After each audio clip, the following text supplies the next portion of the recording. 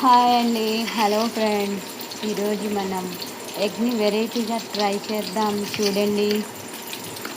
ముందుగా ఆయిల్ వేసుకొని ఆయిల్ వేడయ్యాక ఏం చేయాలంటారు, ఒక కోడిగుడ్డుని ఎగ్ తీసుకోండి, అది పగలగొట్టి వేసేయండి డైరెక్ట్గా ఆయిల్లో.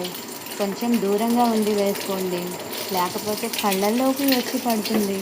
తర్వాత కొంచెం కారం చల్లుకోండి, కొంచెం ఉప్పు సాల్ట్ వేసుకోండి.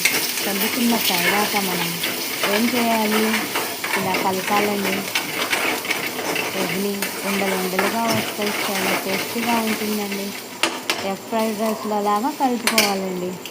ఎగ్ అలా చేస్తుంటే ఆ సువాసన, ఆ రుచి, ఆ ఘుమఘుమలు వేరే ఇళ్ళ వరకు వెళ్తుందండి. అందుకని మీరు ఇలాగే ట్రై చేస్తూ ఉండండి. ఆయిల్ కొంచెం వేసానండి, అది సరిపోలేదు, అందుకని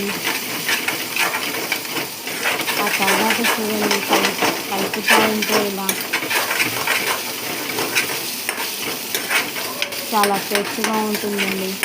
ఎగ్ ఇలా ఆనియన్స్ వేసుకోకుండా ఎగ్ని ఇలా ట్రై చేసి మీకు నచ్చిన విధంగా చేసుకోండి.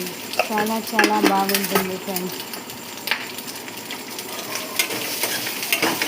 ఇది చపాతీలో కానీ, రైస్లో కానీ, పరోటాలో కానీ, పూరీలో కానీ ఈ కర్రీ తింటే చాలా టేస్ట్గా ఉంటుంది. ఒకసారి మీరు ట్రై చేసి చూడండి. నా వీడియోని లైక్ చేసి సబ్స్క్రైబ్ చేయండి. Bye friends.